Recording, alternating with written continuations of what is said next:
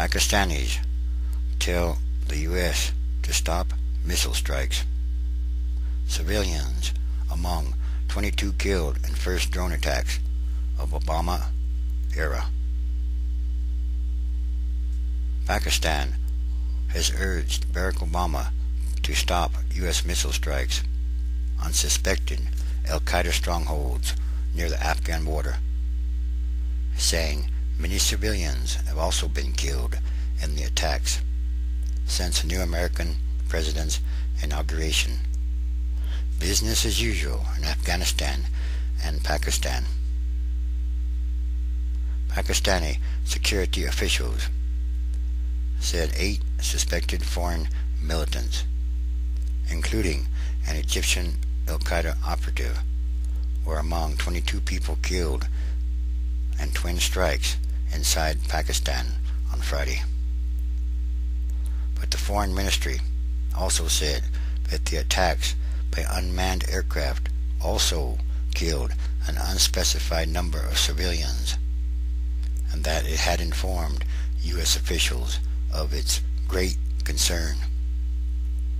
And with the advent of the new U.S. administration, it is Pakistan's sincere hope that the United States will review its policy and adopt a more realistic, holistic approach toward dealing with the issue of terrorism and extremism, the ministry said in a statement.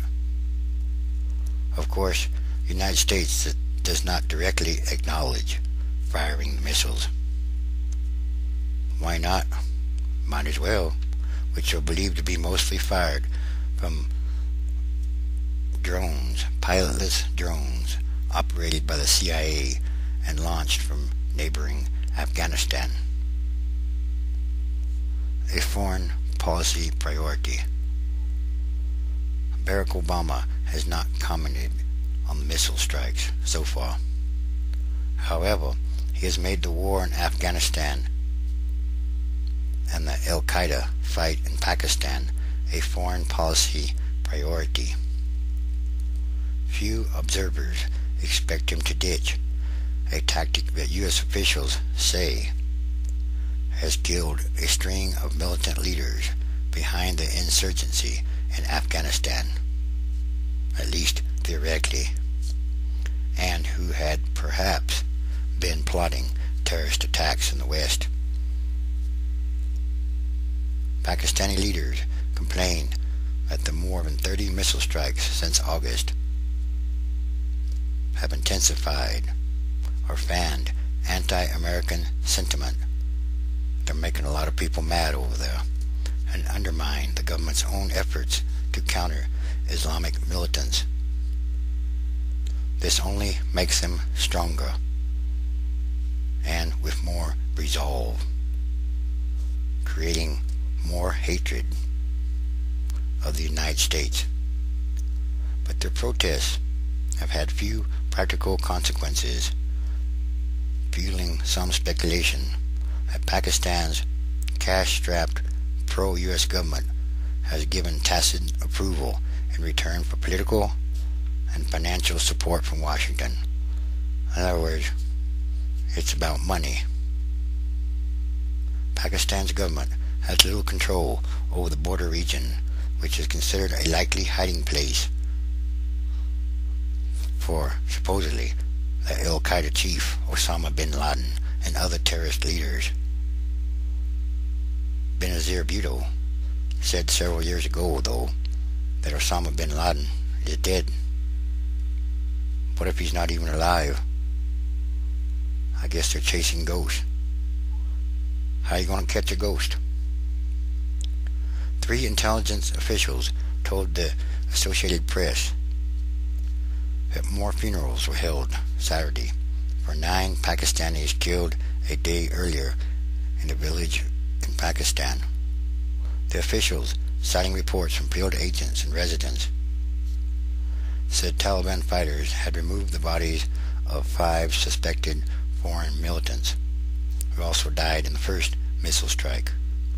Initial reports put the death toll from that attack at 10. At least 10 A senior security official in the capital, Islamabad, identified one of the slain men as a suspected Al-Qaeda operative, but he said it was unclear if the man was a significant figure. The second strike hit a house inside Pakistan. Residents and security officials say at least 8 people died in that strike.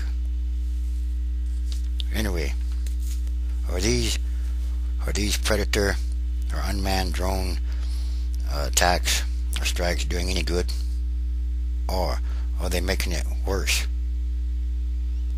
There is a very likely possibility that they are making it worse in Afghanistan and Pakistan. They're causing more anger, more hatred of the United States.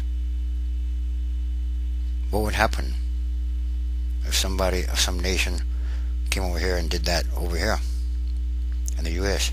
People would be very mad, very furious. They would be up in arms, wouldn't they? Anyway, so what are they still doing in Afghanistan? Still looking for Osama bin Laden? How long will it take to find him? How do they know for sure that he's still alive? Or, like I said before, are they just chasing ghosts? A ghost. Was Benazir Bhutto wrong? That's what she said in an interview before she was killed about 1.5 years, 2 years ago. That's the interview that she gave, and it seems like she would know if he was alive or not, since she was actually a Pakistani leader, or from Pakistan. And how much longer is this going to take? Is there any way to win this war in Afghanistan and Pakistan? Or is it supposed to go on for a lot longer? And what happens when you put more troops in there and put more pressure on them? And what does Pakistan have? They have at least 150 nuclear bombs or devices, weapons. Anyway, these are more signs of the end times transition days. Yes, a transition is in the process. Real change must happen.